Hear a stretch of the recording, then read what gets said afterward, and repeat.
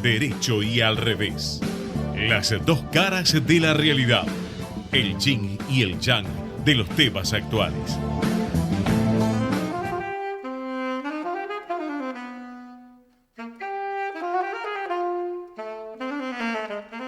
¿Qué tal? Buenas tardes, ¿cómo les va? Aquí empezamos el programa número 251 de Al Derecho y al Revés. Y vamos directamente a presentar a nuestra invitada, aunque quienes nos están viendo no necesitan que la presentemos, porque realmente tenemos el tiempo limitado para charlar con ella y queremos aprovecharla hasta el último segundo.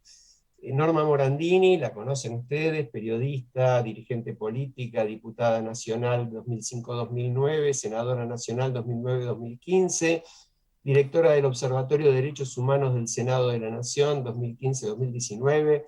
Bueno, cientos o muchos más quizás, seguramente miles de columnas suyas en La Nación, en Clarín, en El País, varios libros, entre ellos, y en especial nos interesa Silencios, Memoria ruidosa de lo acallado, que acaba de salir.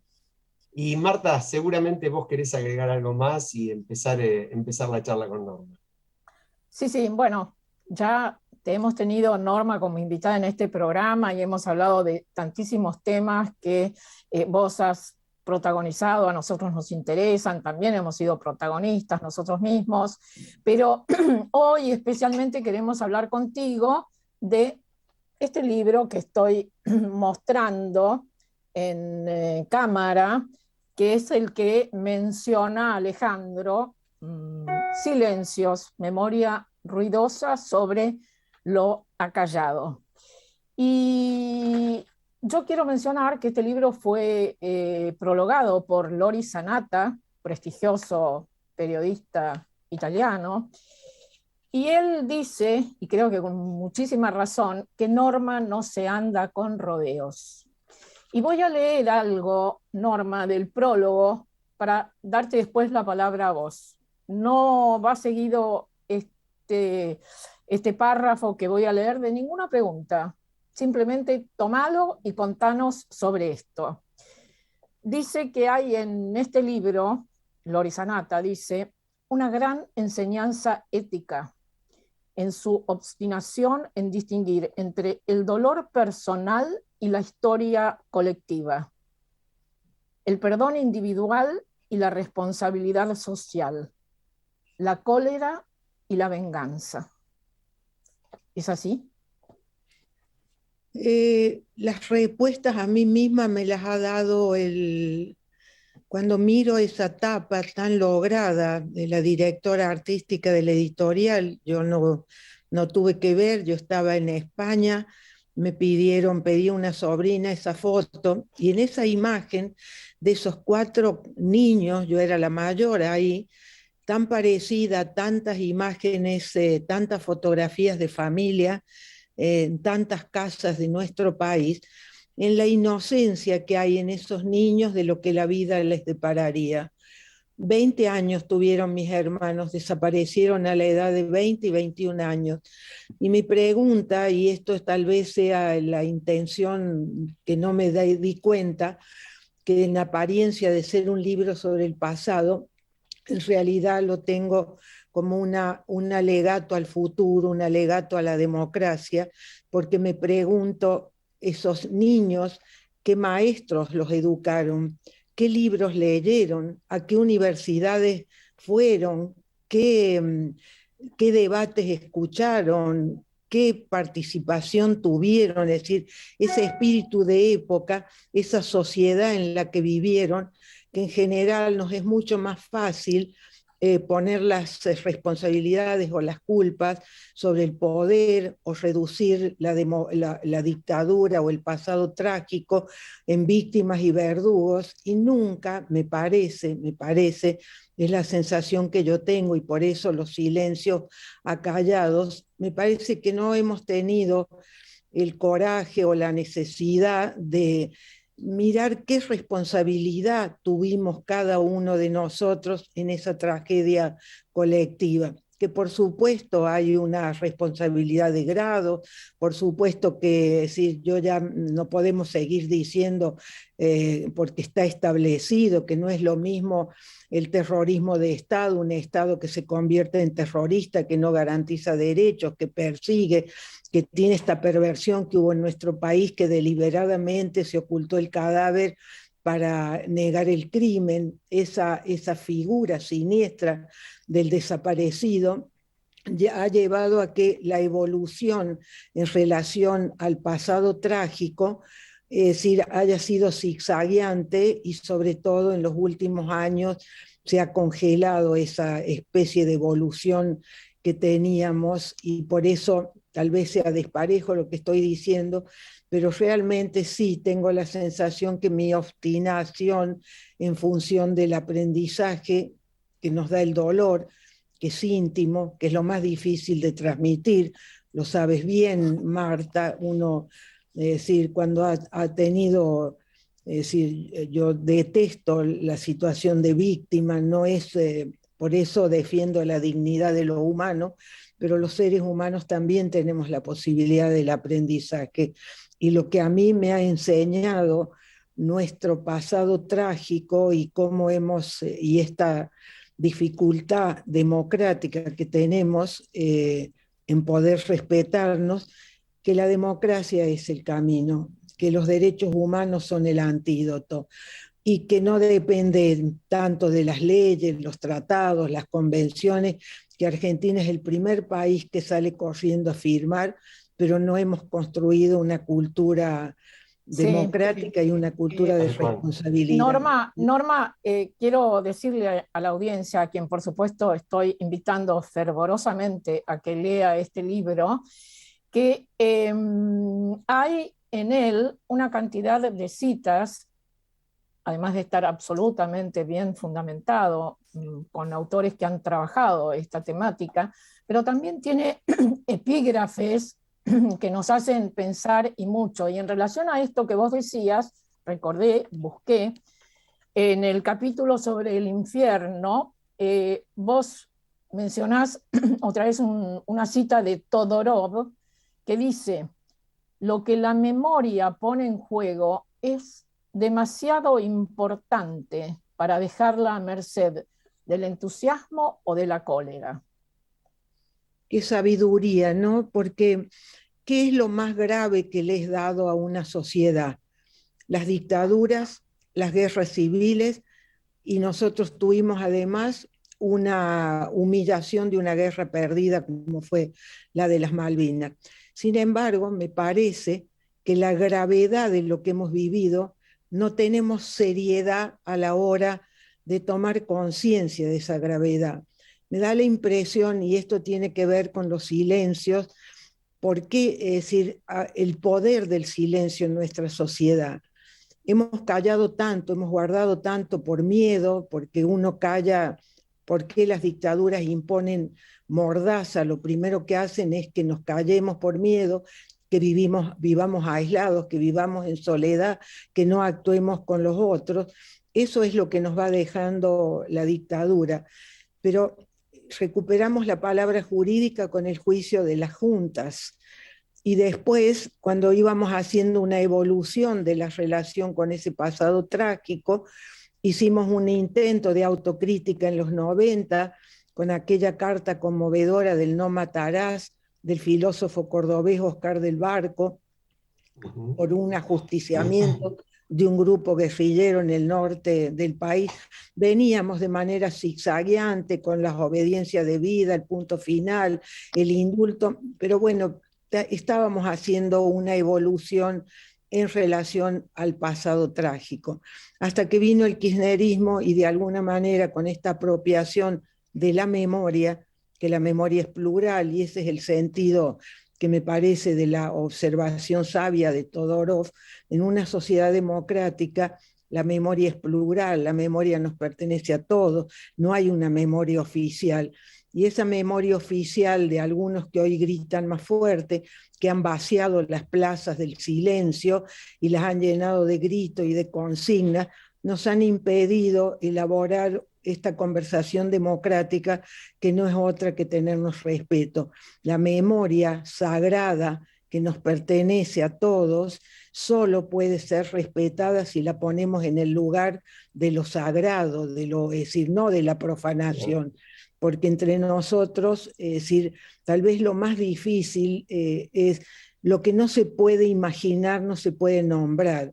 Lo que no se puede imaginar de los desaparecidos, de los campos de detención, de las bombas de los montoneros, de los secuestros, es decir, ese mundo oculto, dramático que nos ha pasado, nos cuesta nombrarlo porque fue oculto. Ese es el sentido de los silencios. Para meterse en todo eso hay que dejar de lado la cólera y el entusiasmo, ¿no? Norma, sí, vos hablás justamente en línea con lo que venías diciendo recién, con respecto a la memoria, se adueñan de ella como si no fuera una herencia para meditar, sino un trofeo para exhibir, un relato para imponer, un artículo de fe. Lo quise leer porque son realmente frases muy fuertes, muy profundas, y con relación a eso me planteo esta pregunta. ¿Cómo afecta esta apropiación de la memoria, en la que coincido, con respecto a la propia definición de los derechos humanos? Porque parecería, mi sensación es que en estos últimos años hay determinadas circunstancias que hacen que los derechos humanos tengan una trascendencia y otras que no, en las cuales lo pierden. Por ejemplo, las muertes por COVID. Si nos ubicamos en que por ahí trayendo algunas vacunas que se tardó 8 meses en traer, se hubieran salvado, no sé, según los cálculos, 15 o 20.000 vidas. Pavada, no es pavada hablar de esa cantidad de vidas perdidas por errores, no por asesinatos, pero por errores. Esos derechos humanos parecería que no cuentan mucho, por lo menos no como los otros. ¿Qué pensás vos sobre eso? No, precisamente para explicarnos este presente de no respeto de los derechos humanos, la tentación de comparar lo que pasó con el COVID, con lo que pasa con los totalitarismos, pueda parecer exagerada, pero tiene muchos rasgos en común, el que nos hubieran confinado, el que se apelara a la distancia social, cuando lo que había que tener era distancia física, no distancia social. Lo que hacen las dictaduras, lo que hacen los totalitarismos, y refiriéndonos al tema, es decir, la dictadura, es decir, del año 76, impuso mordaza, o sea, silencio, nos aisló en la soledad, no hablábamos con otros, había distancia social, no podíamos tener esa voz pública, colectiva, que es lo que nos da la democracia. Por eso el COVID, con estas decisiones autoritarias, que no se nos respetó en la dignidad, que nos volvieron a imponer el miedo, porque el miedo también es otra de los rasgos característicos a la hora que se analizan los totalitarismos o las autocracias. Yo creo que hoy ya no podemos poner categorías ideológicas y sí establecer que o se es democrático o se es autoritario, ¿no? Y los derechos humanos no son ideológicos, los derechos humanos es una concepción humanista nacida de las cenizas del nazismo, es una concepción universal, es pensar que que la gran familia, todos pertenecemos a la gran familia de la humanidad, y entonces en ese sentido resultó mucho más chocante, porque si hay algo que nuestro país puede enorgullecerse es que la democracia empezó de la mejor manera. Este silencio que impuso la dictadura tuvo la voz jurídica del juicio de las juntas. Ahí aquellos que se les había privado de voz, los sobrevivientes, los dirigentes de derechos humanos, escasísimos políticos, recuperaron, sobre todo porque hubo jueces que no especularon, porque hubo fiscales comprometidos, recuperamos la palabra jurídica. Se estableció jurídicamente que acá había habido terrorismo de Estado. Pero la sociedad, me pregunto, ¿cuánto nos hemos involucrado? cuánto hemos podido debatir las consideraciones morales, por qué nos pasó. Yo personalmente me agobia ir al siglo XVII y pensar que en Argentina tenemos un ADN de violencia. Si sabemos que tenemos un ADN de violencia, hay que trabajar para no tener violencia. Es decir, Norma, sí, Marta. vuelvo al libro y a lo que vos acabás de mencionar, el juicio a las juntas. Vos estuviste presente en todas las reuniones, digamos, que se hicieron o las audiencias. Las audiencias, no todos los días. Por eso estuviste presente, cubrías para un diario, pero decís en el libro, no podíamos entrar allí con grabadores, teníamos que guiarnos por nuestra memoria, por las notas que pudiéramos tomar, y tus palabras textuales son que sentiste eso como otra forma de mudez. Sí, por estas cosas que nos pasan en un como sí.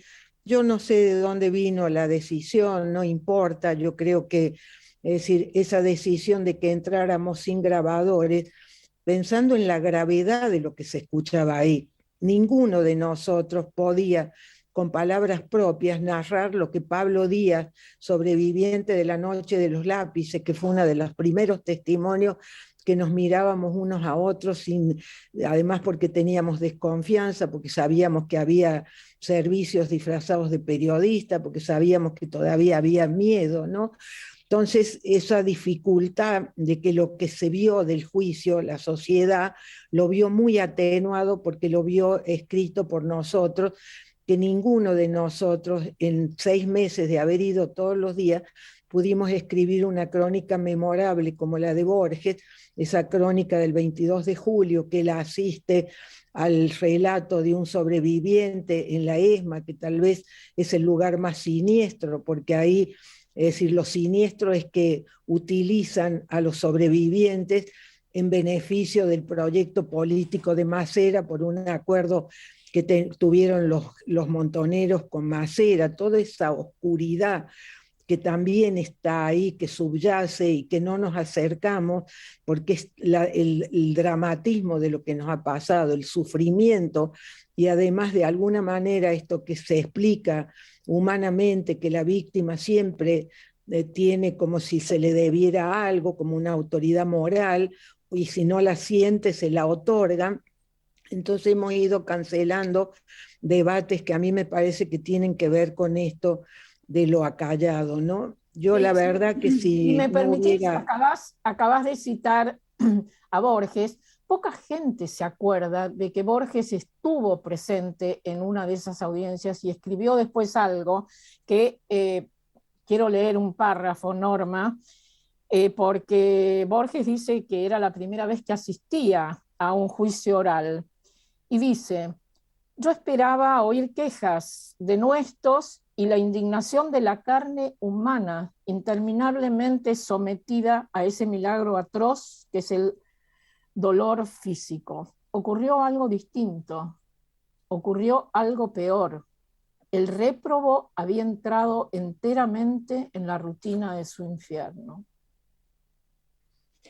Esa es una crónica, yo las repito, le digo, cada vez que doy charla a los jóvenes mando a leer esa crónica, porque ahí, es decir, yo estuve 6 meses en el juicio y ninguno de nosotros, ninguno, fue capaz de escribir en poquitas líneas la hondura de lo que había escuchado, lo que escuchábamos ahí. Tampoco era nuestra función. El periodista tiene que limitarse a los hechos, tiene que narrar lo que escuchaba, las consideraciones filosóficas, morales. Yo tuve necesidad de hacerlo 10 años después del juicio, mal entendida también en la época por haber puesto en el libro la palabra perdón. Por supuesto que el crimen es imperdonable, esto hay que decirlo claramente. El crimen no se puede perdonar, para eso actúa la justicia, pero como el crimen es imperdonable y dejamos en manos de la justicia, los ciudadanos, el resto de la sociedad, tenemos casi el imperativo moral de entender por qué nos pasó, el imperativo moral de que no queremos que vuelva a pasar. Los sobrevivientes de Hiroshima ya gente que está en los límites de la edad, del tiempo, es decir, cuentan, narran por una forma de dar sentido al sacrificio y esta tal vez ingenuidad de creer que si yo cuento lo que me pasó, voy a contribuir a que no le vuelva a pasar a otra familia. Es decir, yo si hay algo que me obsesiona es que tengamos jóvenes educados para la libertad, que sean responsables con la libertad, jóvenes que no tienen nada que ver con el pasado, pero que sin embargo tienen la obligación de honrar el privilegio de haber nacido y ser educados en libertad. Y vuelvo al ejemplo de la foto familiar, es decir, la responsabilidad de los docentes, la responsabilidad en las universidades, la responsabilidad de la política, la responsabilidad de los medios, la responsabilidad de la iglesia, que me está pasando nuevamente con la idea de que cuando esto reconciliarse es poner una víctima y un verdugo, y no, yo hablo de otra cosa. Es decir, hay que salir del lugar de víctima, hay que salir del lugar del verdugo, para que esto sea un tema de todos los argentinos. Es decir, con razón, las organizaciones de derechos humanos que dan fuerza a la víctima, los derechos humanos no terminan con los dictadores, pero sí fortalecen a las víctimas, sí fortalecen la idea de que hay derechos, y eso, bueno, ha hecho de que las organizaciones de derechos humanos, que fueron de tanta importancia, de tanto valor, y que de alguna manera ahora han perdido toda su fuerza moral porque le han puesto una marca ideológica, ¿no? Que es lo que niega la filosofía de los derechos humanos. Por eso... me parece que Mercedes te quería hacer una pregunta hace un ratito y no la hemos dejado, porque como no está en imagen, pero sí está en espíritu y en voz. Sí, se dan cuenta que yo tengo necesidad de poner palabras en mi silencio, perdón, Mercedes. No, realmente la lectura del libro es impactante. Como decía Marta, uno recomienda fervientemente a la audiencia que lo lea y que lo relea. Es un libro para releer sin ninguna duda. Esto que estabas vos planteando primero de los jóvenes, donde vos en tu texto remarcás el hecho de que si no se explica la violencia anterior, no se entiende por qué sucedió y qué pasó con la dictadura. Y permanentemente recalcás la intimidad del dolor y el no andar por la vida con enojo. Y citás también a Hannah Arendt, y tenés una serie de reflexiones sobre la esperanza. Entonces, uniendo esta conversación que tenés permanente con los jóvenes, ¿podrías decirnos cuáles son tus ideas o cuáles son estas imágenes que te generan esperanza? Bueno, en relación a Hannah Arendt, a mí me dio permiso, ¿no? Porque si uno observa, por ejemplo, todos los que estudiaron el siglo pasado, el siglo XX, muy pocos y de los grandes historiadores entraron en el corazón de los campos de concentración. Es decir, yo tengo muchos años, un tema casi obsesión de cómo han hecho otros países, cómo han resuelto la relación con su pasado trágico, y por supuesto Alemania aparece, es muy fácil equiparar los campos nuestros con los campos de concentración, pero pocas veces analizamos cómo los alemanes han puesto instituciones democráticas, la obsesión de construir una cultura de derechos para evitar volver a descarriarse, ¿no? Y Hannah Arendt, ella dice que el nazismo lo que hace es romper la historia, es decir, que no se puede utilizar categorías viejas para analizar algo que irrumpe en la historia sin antecedentes, que es lo que nos ha pasado a los argentinos. No tenemos antecedentes de una masacre administrada, es decir, que inclusive son expresiones de Hannah Arendt, de esta fábrica de cadáveres, y que inclusive se ha incorporado en el repertorio de la historia. Argentina está incorporada en lo que han sido las masacres administradas, porque hubo una burocracia que planificó una forma de reprimir, y eso hay que pensarlo de nuevo. Esto no podemos seguir usando categorías viejas, y ella misma Hannah Arendt dice, ¿qué es pensar? Pensar es pensar sobre la experiencia, porque si uno no tiene coraje de pensar sobre la propia experiencia colectiva, aparecen las doctrinas y aparecen los dogmas. Entonces, ¿mi esperanza cuál es? Mi esperanza es que formemos ciudadanos libres, que sean capaces de honrar la libertad que tienen, que sepan que tienen responsabilidad con ese privilegio de vivir en libertad. Y para los jóvenes, mi mayor esperanza, siempre uso un poema de Bertolt Brecht a los jóvenes del futuro, que él decía, cuando juzguen, cuando nos juzguen, sean clementes, pero no se olviden de lo que se salvaron. Entonces me parece de una enorme irresponsabilidad que se eduque para la liberación, pibes para la liberación. ¿Liberación de qué? La única liberación que podemos aspirar los que hemos hecho de los derechos humanos una razón de vida, es que seamos dignos, y para ser dignos hay que ser libres. No se puede ser esclavo a dogmas, no se puede ir por la vida con miedo, es decir, acarreados. Hay que tener independencia de criterio, y este es el otro concepto de la banalidad del mal de Hannah Arendt, tan mal entendido. Ella no dice que Eichmann no sea un monstruo y que no haya hecho las cosas que hizo. Al contrario, lo que ella le impresiona en Eichmann, que es un hombre mediocre, que responde con lugares comunes y que se defiende con la obediencia, como si fuese un orgullo haber obedecido órdenes, y precisamente la banalidad es no distinguir el bien del mal, no distinguir lo bello de lo feo. Y este es mi optimismo, también esta es mi esperanza, ¿no?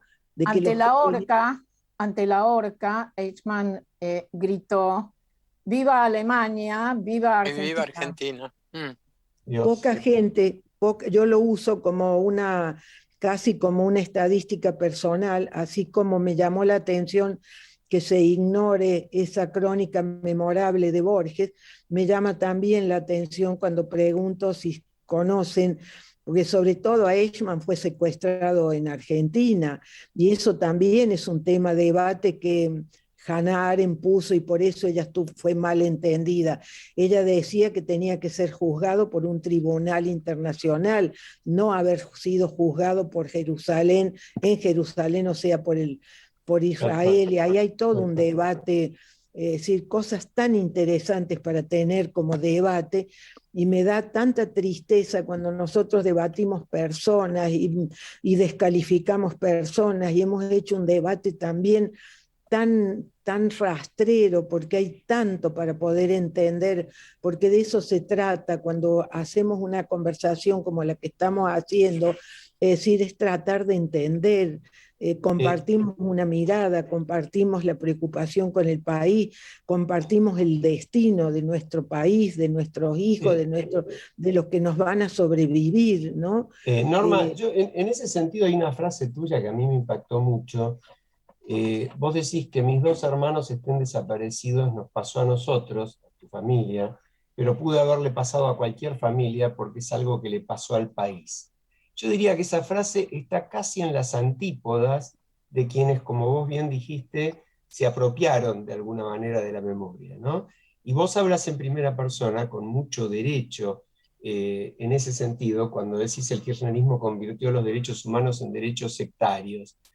Yo que he tenido la cercanía también muy próxima de una tía mía, madre de Plaza de Mayo, de Carmen Aguiar de la Pacó, a quien seguramente vos debes haber conocido, que justamente andaba por la vida predicando todo lo contrario, del odio, de la revancha, de la apropiación y el mismo trabajo hacia la educación. Digo, hoy por hoy es una causa, mi sensación, que puede estarse perdiendo justamente por esta apropiación, ¿no? No sé qué te parece. Bueno, yo posiblemente, si mis padres vivieran, no hubiera escrito este libro. Si no hubiera habido una apropiación de los derechos humanos, no hubiera tenido necesidad de dar testimonio, porque yo he podido empezar a hablar, si alguien puede pensar que se trata, es efectivamente mi memoria personal, pero unida a lo que le pasó al país. Es decir, yo me doy cuenta que de algunos temas pude empezar a hablar hace muy pocos años, es decir, y a partir del libro me sorprende la cantidad de gente que se me acerca, que conozco y que nunca me habían dicho que tenían familiares de desaparecidos, o gente que está trabajando los temas. Es decir, eso está ahí, está silenciado. ¿Por qué? Porque los gritos son más fuertes, porque hay un grupo, y yo pongo el ejemplo del último 24 de marzo, no sé si ustedes recuerdan, era un día horrible, había ese viento que ponía todavía un rasgo más tenebroso de ese día, y yo escuchaba como los bombos a lo lejos, como si fueran marchas militares, y recordaba cuando íbamos en silencio de a uno a la plaza a evocar aquel día que no era feriado en el almanaque, que creábamos comunidad en ese silencio, donde no había consignas, donde no había cantos, donde no había bombos, y esto es lo que nos ha pasado, porque hay un silencio que es lo que se calla. ¿Por qué hacemos silencio? Por miedo, hacemos silencio por dolor y hacemos silencio por amor. No le contamos a nuestros hijos el sufrimiento que hemos tenido para protegerlos de lo que hemos pasado. Entonces hay un silencio creativo que se tiene que llenar de palabras democráticas, porque el sistema de la palabra es la democracia, el sistema de los argumentos es la democracia. Cuando hay dictaduras hay un solo color político, hay una sola argumentación, hay uniformidad y no esta riqueza de la democracia. En relación que es la al 24 de marzo, Norma, nosotros acá lo dijimos en el programa, si un día hubiera podido decretar feriado el dictador Videla, ese día hubiera sido el 24 de marzo. Qué terrible suena, ¿no? Pero coincido con vos, es realmente incomprensible que se haya decidido en algún momento decretar esa fecha como feriado cuando debía ser, como vos mencionabas, un momento de recogimiento, de reflexión, de caminata, sí, pero en silencio todos, y no un feriado donde todos sabemos que se van a hacer un asado, que festejan, que, bueno, en fin. Sí, además, pero acá volvemos a la responsabilidad. Esto fue votado en el Congreso, fue aprobado en el Congreso. Éramos unos pocos argumentando no desde la ideología, argumentando desde el sentido común, que no se puede poner un rojo en el calendario, porque el rojo es fiesta, los feriados son fiesta, los feriados los padres arman las valijas y organizan salidas para un niño que ve a sus padres, que organiza una salida de fiesta, de vacaciones, de descanso en torno al 24 de marzo, ya estamos distorsionando la fecha y estamos dando lugar a que la plaza se haya llenado de gritos, de consignas, de bombos y desapropiación. De modo que yo creo, mi esperanza, se me preguntaba antes, que el silencio se convierta en palabra, que la palabra nos una, la palabra es democrática, la palabra es gratis, pero es una palabra que tiene que unir, tenemos que poder decir con honestidad, porque el otro requisito fundamental es ser escuchados. Si no somos escuchados, si somos descalificados, si nos matan la reputación, se burlan de nosotros, mienten, es decir, esto de que unos pocos griten y el resto todavía del silencio apenas susurremos sin que hayamos sido capaces de poner palabra democrática, esto es lo que a mí me interpela. Es decir, yo no me interesa saber quién va a ganar las elecciones y las estadísticas y qué opina de lo que opina el otro. Esta es la prueba más brutal de que no nos respetamos. Los medios de comunicación, los llamados programas periodísticos, a mí me duele ver la función fundamental del periodismo. ¿Qué piensa usted de lo que piensa Marta? No, mire, pregúnteme lo que pienso yo tengo que respetar lo que piensa Marta. Esa forma del debate público, que estamos siempre analizando lo que el otro opina, sin poder construir una opinión colectiva en la que todas las miradas tengan la misma jerarquía, porque eso es lo que garantiza la democracia, ¿no? Norma, Ese es ahí un poco... vos estás haciendo una referencia y yo me acordaba en el libro, relatás que a Nacha Guevara la pusieron sobre aviso de que tuviera cuidado con vos porque eras una libre pensadora. Y me interesaría si podés hacer una reflexión al respecto, porque tiene que ver exactamente con esto que vos estás planteando, ¿no? Con el Los rol de la militares, persona pública, ¿no? los militares se defendieron en el juicio diciendo que cumplían órdenes, el deber obedecer. ¿Qué distancia hay de ese concepto del deber obedecer a que en democracia, desde la política, se le diga a una persona que participa en política o cualquiera que piensa, que opina, que sea un libre pensador?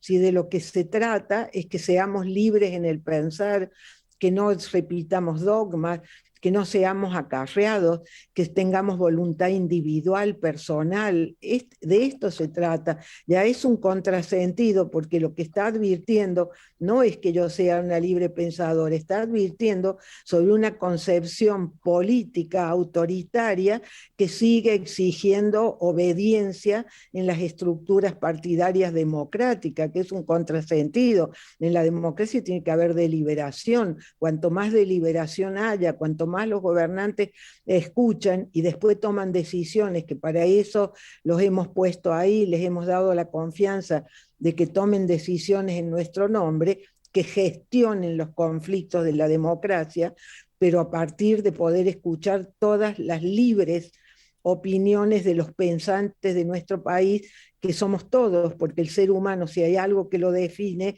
es decir, la Declaración Universal de los Derechos del Hombre, dice esto: porque somos seres razonables, tenemos que actuar fraternamente. Norma, estamos en los últimos minutos porque vos tenés que ir a otro lado a Sí, dar una disculpen charla. que ustedes No, han no, sido no, más pero, previsores que yo, y yo vi que me pero comprometí. quiero Todo lo hacerte, contrario, gracias. quiero hacerte, Norma, una última pregunta. Tu epílogo lleva como título Deudas saldadas. Mi pregunta es, Norma Morandini, ¿has saldado tu deuda? Sí, ¿en qué sentido? Y esta es la intimidad. Yo hoy me permito llorar en la intimidad. Hasta ahora yo nunca, nunca, nunca me había animado a imaginar el destino de mis hermanos, porque era demasiado doloroso. Yo nunca, nunca, yo ni siquiera, el perdón no es algo que uno, yo ni siquiera pienso, ni es algo que a mí se me ponga como tema. Lo que es imperdonable es el crimen, y por eso he abrazado los derechos humanos. Pero sí, lo que sí reconozco, es decir, algo que yo escribí hace mucho tiempo y que hoy la vida me ha confirmado. Cuando yo entrevisté a Jack Fuchs, que era un sobreviviente de Auschwitz, con Pablo Díaz, me acuerdo que después de ese programa me dije a mí misma: el viejo necesita recordar para no morir, el joven necesita olvidar para vivir. Pablo Díaz era un joven que tenía que construir su vida, no podía construir su vida sobre lo que le había pasado, que era lo que pasó con Jack Fuchs, que empezó a recordar cuando volvió a Argentina, cuando en los últimos años de su vida. Y yo me identifico en eso, tal vez porque el COVID me hizo mayor, yo no sabía que era mayor, es decir, me doy cuenta que he saldado, por lo menos permitirme esto, que es este llanto íntimo de ver esa familia desarmada, el destino, decir, pero verla como lo que le ha pasado a nuestro país. Esto no nos pasó solo a nosotros, no nos atropelló un auto en la calle. Es decir, hay muchas responsabilidades en juego, y si hay algo que decir, he saldado mi deuda en el sentido de tener contacto conmigo misma, con esa intimidad que es difícil de transmitir, pero la obligación, como soy un ser colectivo que vive en una nación, que vive con otras personas, que ha participado en política, que tiene vocación pública, que ha abrazado los derechos humanos, yo creo que tenemos que ver qué vamos a hacer con lo que nos pasó. Y la pedagogía es lo único posible. Es cierto que la guerra de Ucrania tira abajo muchas cosas, pero hay que seguir siendo obstinado. El que el mundo se haya unido en torno a la concepción de la democracia es un avance, aunque tengamos un retroceso brutal de un poder militar que entra en otra nación soberana, ¿no? Yo sigo aferrándome para dar sentido al sacrificio, ¿no? Que pueda servirle a otros, aunque esto sea una ingenuidad y pueda sonar eso como... Yo prefiero la palabra inocente, porque la inocencia es volver a empezar. Y los jóvenes son los que vuelven a empezar, y los que nacen tienen derecho a una vida con menos sufrimiento que la que nos ha marcado a nosotros, ¿no? Norma Morandini, muchísimas gracias, muy conmovedor. Además, recomendamos realmente a cada uno de nuestros oyentes que no deje de leer Silencios, Memoria Ruidosa de lo Acallado. Te agradecemos mucho, te mandamos un abrazo y nos vamos a la pausa. Muchísimas gracias y los abrazo y me siento abrazada, que esta es una gran reivindicación, que nos reconozcamos como partes de lo mismo, ¿no? Así un abrazo enorme. Gracias. Nos vamos a la pausa, ya volvemos. Vamos la radio, somos tu voz. Vamos con Eco, siempre la verdad y la mejor información.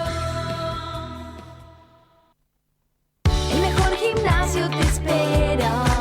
Elegí las clases que quieras.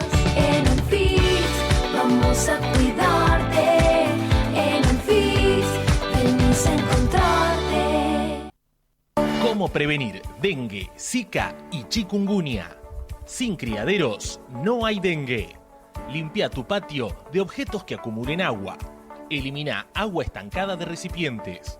Reemplaza con tierra o arena el agua de tus flores. Tapa los tanques de agua y cisternas. Tira y perfora llantas para que no acumulen agua. Limpia floreros y bebederos. Recordá, sin criaderos no hay dengue. Intendencia Menéndez.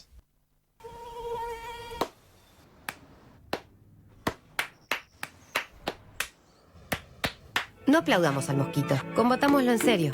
Para combatir el dengue, el zika y el chikungunya, evitemos que los mosquitos piquen y se reproduzcan. Usemos repelentes, coloquemos tules en la cuna de los bebés y demos vuelta a contenedores para que no se acumule el agua. Si tenés fiebre alta, dolor de cabeza y dolor muscular, no te automediques y acudí al médico. Encontrá más información en argentina.gov.ar. Argentina Unida, Ministerio de Salud, Argentina Presidencia. Informate en ecomedios.com. Seguinos en Facebook, Ecomedios Live.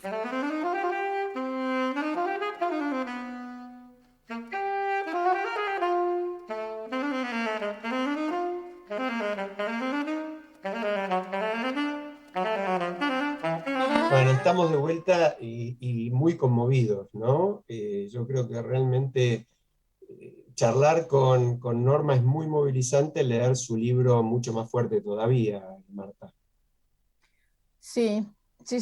Y bueno, uno se queda también con muchas preguntas para hacerle, ¿no? Porque en el libro relata su visita a la ESMA, a lo que ahora llaman ex-ESMA, y ella dice con razón, comparto totalmente, ¿cómo se va a llamar ex-ESMA?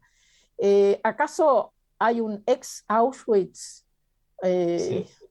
Es inconcebible, ¿no? Cómo se banaliza, cómo se pretende tapar, diciendo, bueno, esto ya fue. No, nos sigue pasando todo esto en la medida que no lo podamos hablar, no lo podamos desmenuzar, no podamos ver cuáles son las responsabilidades de cada uno. ¿Sabes qué? En ese sentido, a mí me impresiona mucho que cuando uno tiene la oportunidad en Alemania, como ella mencionaba, ella hablaba de Auschwitz, que no está en Alemania. Yo tuve la triste pero impresionante oportunidad de estar en Dachau, el único campo de exterminio instalado en la propia Alemania, cerca de Múnich. Y verdaderamente la forma en que se trata allí el tema es completamente distinta. Eso está pero absolutamente al margen de cualquier gobierno de turno, de cualquier partido político, de cualquier ideología. Eso es algo que está ahí porque es un monumento histórico, porque, como decía bien Norma, hay que asegurar que esto no pase más. Yo creo que esto es lo más terrible de lo que nos está dejando este lamentable proceso de pérdida de la memoria, ¿no? Dos cositas y sigamos hablando. Mercedes la perdimos. Parece que la perdimos, pero sin duda va a volver. Va a volver. Por favor, estate atento, vos que sos el que manejás los controles. La otra cuestión, te pregunto, ¿vos estuviste alguna vez en la ESMA en los últimos años? Yo estuve en la ESMA. Mi sensación fue que no había, un poco lo dice Norma, ¿no? Tanto en su libro como en artículos que ha escrito al respecto, no hay justamente esa idea de algo que es patrimonio de la sociedad, que es una necesidad educativa, que es un lugar donde, bueno, donde hay que saber lo que pasó y hay que saber que puede volver a pasar, ¿no? Sí, yo también estuve. Debo decir que me sentí mal, me costó tomar la decisión, pero finalmente fui. Visité algunos de los lugares que los definen como museo, que, bueno, hay toda una historia en realidad en relación a cómo se conformaron, se organizaron esos museos. Como vos decís, en otro país con más respeto al dolor no se hubiera hecho de esa forma. Y caminé mucho por su parte exterior y veía los edificios. Y hay uno que se llama Casa de la Militancia. En esa Casa de la Militancia había afuera gente tocando la guitarra, cantando, tomando mate, haciendo, como dirían, haciendo huevo ahí, ¿no? Me sentí mal, me duró y me dura todavía esa sensación. Sí, que no es para menos, ¿no? La comparación es tremenda. Yo creo que además la distancia que hay, este es otro tema, ¿no? La banalización también pasa por comparar cosas incomparables. Yo he escuchado hablar del Holocausto como si los años de plomo, el genocidio en la Argentina pudieran compararse. Obviamente no es solamente por los millones y millones de muertos que lo diferencian, sino por el plan sistemático de aniquilamiento de millones de personas. Son cosas muy diferentes, ¿no? Es decir, por ahí para la audiencia, haber estado en un campo de exterminio es haber visto hornos crematorios, ¿no? Donde se cremaban, ¿no? No queremos horrorizar a nadie, pero bueno, eso en la Argentina no está planteado de la misma manera. Y yo creo que hay otro tema que planteaba Norma, que me parece muy fuerte y que no se ha discutido entre la dirigencia política, que es, ella dice, nadie indaga sobre por qué nos pasó lo que nos pasó. Dice, ¿qué hicimos para que nos pasara? Dijo algo de eso en su charla. Y yo pensaba, es como si la dictadura hubiera caído del cielo, como si no hubieran existido la AAA, ni las organizaciones armadas, no, ni la violencia de los 70. La AAA en la época de un gobierno constitucional. Exacto, con más de 1000 asesinados. Exacto. Más de 1000. Es una cifra sobrecogedora y manejada por alguien, como era el famoso, tristemente célebre López Rega, que era un ministro del gobierno constitucional de Isabel Martínez de Perón. Y el partido con el cual ella gobernó, que la llevó al poder, que era el partido de su esposo Juan Domingo Perón, nunca ha analizado suficientemente esta parte de la historia, ¿no?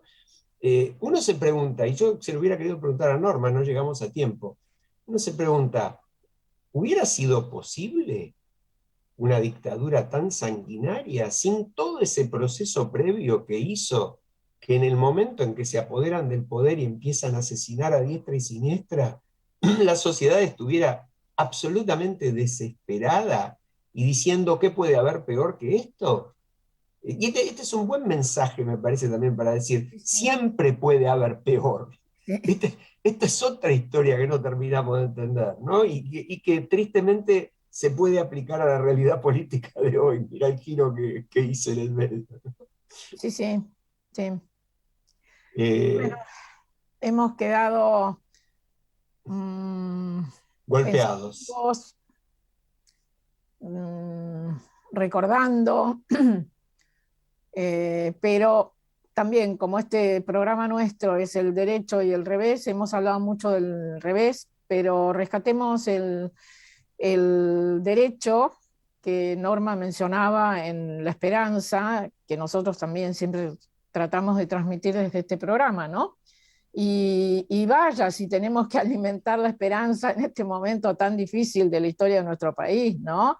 ¿Qué pasará el año próximo? ¿Cómo se van a desarrollar los acontecimientos, no solo en relación a Argentina, sino a América Latina?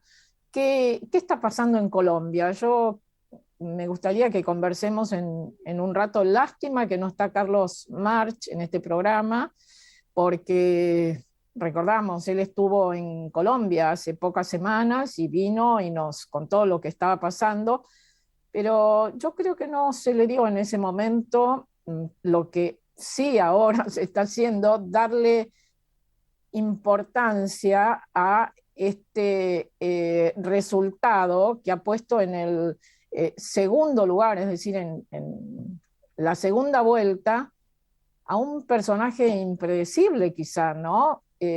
Vos sabés que es un personaje que hace no demasiado tiempo, y nunca lo desmintió, ni pidió perdón, ni se rectificó, dijo que admiraba a Hitler.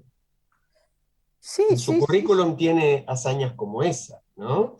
Además de una causa por corrupción muy importante. Le has dado una trompada a alguien que pensaba distinto que él, que, bueno, no sé, que todo esto que estuvo en marcha en Colombia, donde mucha gente se comprometió el proceso de pacificación y que estuvo ahí y que siguen peleando esa cuestión, parecería ser que en este momento eso es un tema para no considerar. ¿Qué pacificación? Otra vez estamos... Y por otra parte, el candidato que sacó la mayoría de los votos, el 40%, Petro, de centro izquierda, dice cambiamos o nos suicidamos. También esa referencia a la muerte. Ojo, que acá desde otro lugar también están diciendo lo mismo. Cambiar o morir. Cambiar o morir. Eso me lleva a la falta de diálogo democrático de la que habla Norma, ¿no? Al tremendismo, que posiblemente también tenga que ver con un gran fracaso de la dirigencia en Argentina y en buena medida en el resto de América Latina. Yo te propongo que ahora cuando volvamos, después porque nos quedan un par de minutos para la pausa, hablemos de eso, ¿no? Pero me quedaba también, Norma hace algunas preguntas en su libro muy fuertes, no tuvimos tiempo de charlarlo, charlaremos con ella en otra oportunidad, pero dice, por ejemplo, por qué sobrevivieron algunos y otros no, en lugares como la ESMA, ¿no? Una pregunta sumamente poderosa, porque efectivamente ha habido sobrevivientes y porque efectivamente muchos indicios indican que hubo acuerdos, por ejemplo, como ella mencionó, entre Macera y los montoneros, ¿no? Por eso esta historia de los blancos y negros, que es lo que vos estabas marcando, me parece, es tan tremenda, ¿no? Cuando uno quiere encontrar el bien y el mal, quiere quedarse tranquilo y decir, bueno, nosotros somos buenos, estamos por acá, los otros son los malos. Y ahí, vos sabés que yo por eso se lo pregunté y ella contestó muy bien. A mí me genera una enorme angustia que maltrato a la memoria, podríamos llamarlo así, vaya a generar en las nuevas, en los jóvenes, en los que no tuvieron la oportunidad de tener un contacto directo con esa historia siniestra, bueno, una cosa ya como sesgada y deformada, donde en realidad los únicos que se interesan por los derechos humanos son determinados grupos políticos, ¿no? Sí, sí, sí. Esa es la sensación que nos queda. Pero bueno, nos vamos a ir a la pausa, Marta, nos vamos a las noticias, y cuando volvemos la seguimos. Desde Buenos Aires, transmite LRI 224, AM 1220, Ecomedios. Tengo algo excelente para recomendarte. MGN Salud es una empresa de medicina que te da más servicios, más beneficios y la mejor atención. Anota, llama a MGN Salud al 4629-3351. Podés asociarte ahora y aprovechar tus aportes. Llama al 4629-3351 y asociate a MGN Salud. MGN Salud llegó para cuidarte. Superintendencia de Servicios de Salud, www.sssalud.gov.ar, 0800-222-72583. RENEM número 117924. Millones de ladrillos se transforman en viviendas. Toneladas de hormigón se transforman en mejores rutas. Miles de cañerías se transforman en agua potable. Cientos de máquinas se transforman en obras que mejoran nuestros ríos. Renace la provincia con obras que transforman. Gobierno de la Provincia de Buenos Aires. El crecimiento no tiene botón de pausa. La industria argentina no tiene botón de pausa. Las exportaciones no tienen botón de pausa. Por primera vez en mucho tiempo, las exportaciones de las manufacturas del campo crecieron más que los de productos primarios. Avanzar con valor agregado. Primero, la gente. Argentina Presidencia.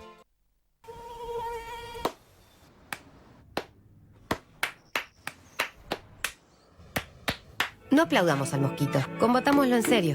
Para combatir el dengue, el zika y el chikungunya, evitemos que los mosquitos piquen y se reproduzcan. Usemos repelentes, coloquemos tules en la cuna de los bebés y demos vuelta a contenedores para que no se acumule el agua. Si tenés fiebre alta, dolor de cabeza y dolor muscular, no te automediques y acudí al médico. Encontrá más información en argentina.gov.ar. Argentina Unida, Ministerio de Salud, Argentina Presidencia.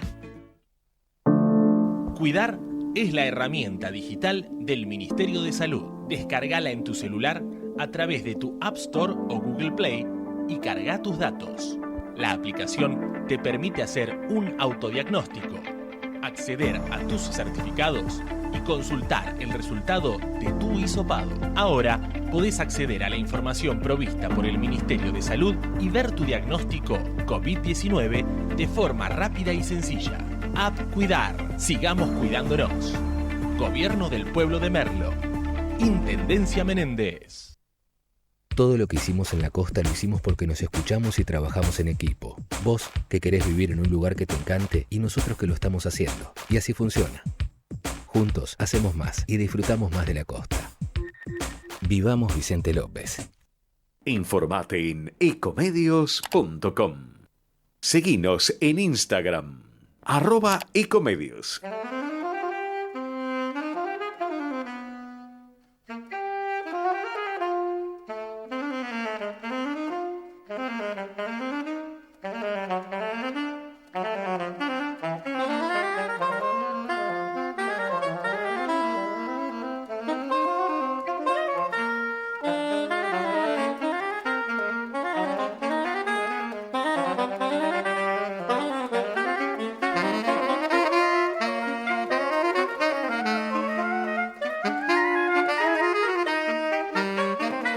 Bueno, estamos de vuelta, la recuperamos a Mercedes, que allí está por el celular, pero heroicamente no nos abandona.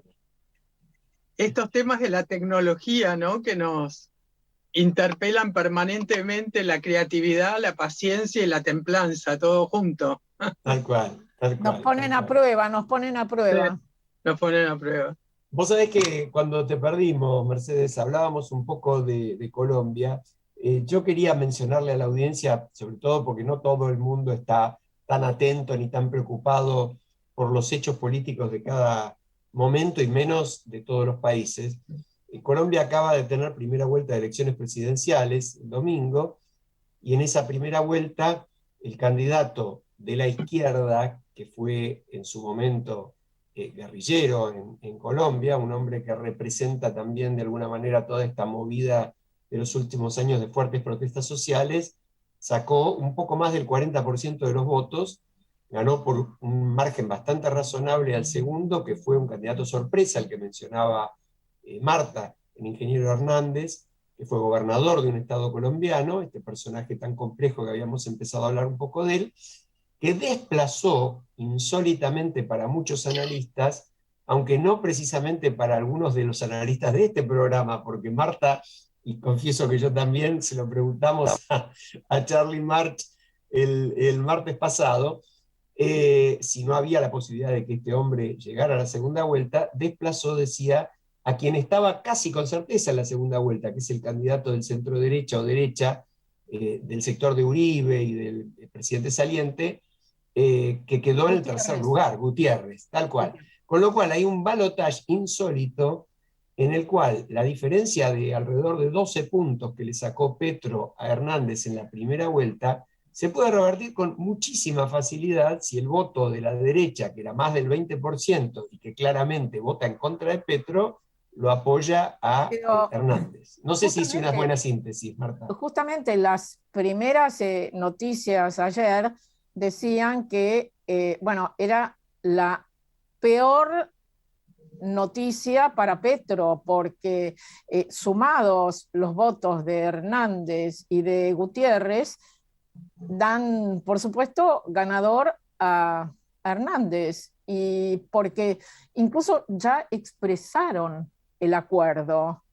Y el propio Sergio Fajardo, que nosotros hemos hablado y ponderado bastante también en este programa y que sacó 4% de los votos, dijo que apoyará a Hernández. Sí, yo creo que de alguna sobre todo, dale, Alejandro, dale, a mí me gustaría que, si la audiencia está desprevenida respecto de qué significa Hernández, si vos podés hacer como una pincelada de, en todo caso, si es comparado como el Trump de Latinoamérica, en fin, hay una serie de analogías no muy brillantes en algunos casos, pero sería interesante para la audiencia describir sintéticamente qué significa y la simpleza y unidimensional de su plataforma, ¿no? Es unidimensional la plataforma, no corrupción. Justamente ese es el tema, Mercedes. Parece que su plataforma no es muy clara, salvo que va a luchar contra la corrupción, lo cual por supuesto está muy bien, pero él mismo está acusado de hechos de corrupción de la época en que fue alcalde de un municipio. Y por otra parte también es una imagen que nosotros la vemos crecer acá, la imagen de la antipolítica, la imagen de la antipolítica y su cercanía al pensamiento de Trump, no sé qué. Y por otra parte, aparentemente no tiene propuestas ni plataformas muy claras, salvo esto que te he mencionado.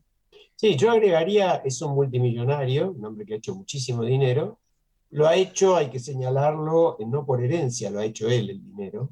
Pero es un hombre que definitivamente no tiene ninguna preocupación económica, digamos. En ese sentido se asimila bastante a la figura de Trump. Hemos mencionado que en su momento se declaró admirador de Hitler. Marta dijo bien que su campaña está centrada en el tema de la corrupción y de la, entre comillas, casta, un término que se está haciendo muy famoso. Es decir, echarle la culpa de todos los problemas históricos, recientes y pasados a la dirigencia, cualquiera sea. Es un hombre que no ha tenido partido político antes de esta elección, armó, salvo en lo local, pero armó esta candidatura por su cuenta. Y termina desplazando a todos los partidos tradicionales. Financió su propia campaña. Financió su campaña, que bueno, es un dato en todo caso interesante para debatir. Pero básicamente yo creo, Mercedes, que es lo que dice Marta, ¿no? Es la antipolítica, pero la antipolítica con cero propuesta. Digamos, él habla en contra del Estado, pero no es un Milei.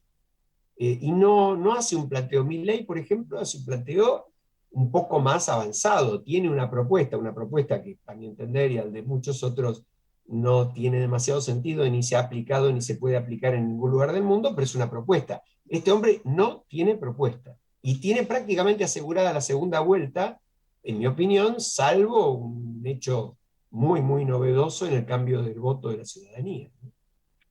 Sí, a mí me pareció muy interesante el artículo que vos mandaste a Alejandro de Inés Capdevila en La Nación, donde ella compara Argentina y Colombia, y también incluye a Chile y a Perú en estos nuevos liderazgos, y con una clase media prácticamente en la región, con muy poca paciencia con respecto a las propuestas y a los errores y a la inexperiencia de la administración y de la gestión de la política.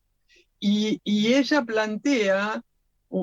realiza un análisis que me pareció muy lúcido respecto, por este lado, primero el tema de la paciencia, y segundo, que recaen en estos políticos esperanzas que no se sostienen prácticamente con nada, ¿no? Seguimos con esta idea del líder mesiánico que nos va a salvar, y con poca paciencia para los tiempos que requiere gestionar la pobreza, la falta de trabajo, los mercados, la inflación, es decir, todo lo que ya está generalizado en nuestro país como panorama presente y futuro regional. Sí, yo creo que hay que mirar con mucha atención los procesos en los países latinoamericanos. Yo siempre recuerdo una frase de Mariano Moreno que dijo algo así en relación a la Revolución de Mayo: nosotros actuamos así porque así también estaban actuando otros pueblos. No quiere decir que esto sea una etapa previa a una Revolución de Mayo, ni mucho menos, pero sí que hay una corriente donde se juntan esta cantidad de cosas que menciona Mercedes, que no son exclusivamente de nuestro país. Vemos lo que está ocurriendo en Colombia, y este personaje que nadie esperaba que pudiera surgir de esta manera, y sin embargo está ahí peleando por la presidencia y con altísimas posibilidades de ganar. Es decir, sí, tal cual. Y además, Marta, hay que invitar a mirar lo que ocurre en otros países. Sí, y agreguemos algo, porque yo creo que Mercedes puso mucho el dedo en la llaga cuando habla de las inmensas expectativas que las sociedades van poniendo, porque es otra vez la búsqueda del Salvador. La vieja frase, tiene que venir alguien que, ¿no? Es esta cosa tremenda, espantosa. Y en el caso, por ejemplo, de Chile, el presidente Boric asumió hace muy pocos meses y tiene hoy un 58% de imagen negativa. Sí. Y dudo mucho que eso pueda deberse a su gestión. Claramente a lo que se debe es al exceso de expectativas de la población previamente, ¿no? Entonces, la rapidez destruye a veces la necesidad de un tiempo, en este caso. Tal cual. Bueno, no sé si ustedes vieron, hay un meme o algo similar estos días que decía: en el 2001 decíamos que se vayan todos, ahora decimos que aparezca alguien. Claro, bueno, otra vez alguien, ¿no? Alguien, claro, por eso lo asociaba a lo que vos decías, Alejandro. Yo lo vincularía incluso con lo que charlábamos con Norma Morandini, ¿no? Así como esas políticas tan sectarias y tan aislantes del resto ponen en riesgo grave la memoria, estas políticas que disgregan, que generan grietas espantosas, que generan la búsqueda de personajes mesiánicos, como decía Mercedes, ponen en grave riesgo la democracia, ¿no? Porque, por ejemplo, vamos a suponer que Hernández gana, que es, por los números de ayer sería lo lógico en términos, entre comillas, si hay algo lógico. Pero Hernández no tiene legisladores. Es decir, llegaría al gobierno sin un parlamento medianamente permeable a algún tipo de propuestas, si es que las tiene. Bueno, algunas las tendrá, pero las ha escondido. Es muy complicado todo. Y lo mismo le pasa a Boric. Boric no solamente en Chile no tiene una mayoría propia, sino que hay una asamblea constituyente que está gravemente desprestigiada. ante la propia sociedad en este momento, con una imagen negativa tremenda, y que es muy factible hoy que las encuestas indican que esa nueva constitución sea rechazada. Es decir, ahí es donde yo volvería, ¿no? A lo que hemos planteado siempre nosotros desde Argentina Conversa, a lo que hemos discutido tantas veces en el programa. Si no entendemos que necesitamos algunos acuerdos básicos, algunos puntos mínimos donde realmente nos podamos poner a consensuar, estamos muy complicados, ¿no? Sí, de todas maneras, creo que en paralelo, esto que planteaba Norma, de la unión a partir del diálogo, la palabra, del poder conversar con aquellos que tenemos ideas opuestas, porque el problema también pasa por la educación política. Si Marta permanentemente insiste y es aceptado por todos nosotros en diferenciar la política de la politiquería, nosotros también tenemos que poder empezar a diferenciar entre ciudadanas y ciudadanos comprometidos, interesados con lo que pasa en nuestro país, y aquellos que no solamente miran para otro lado, sino que tienen una actitud de irritación, de enojo comprensible y demás, pero que no ayuda. O sea, esto que decía Norma de no salir del silencio al grito, estamos en el silencio o en el grito muchos de los ciudadanos, ¿no? El grito o la protesta, por ahí el grito es muy fuerte, pero sí, la protesta permanente, el enojo permanente, ¿no? El estar este país, no nuestro país, es decir, como diciendo los otros son los responsables, y eso también implica una falta de colaboración permanente cuando nuestros gobernantes se equivocan, cuando nuestros gobernantes no están a la altura de las circunstancias. No tenemos una actitud solidaria de pensar, bueno, no lo voté, lo que sea, ¿no? Desde el lugar donde cada uno esté, pero bueno, es el presidente.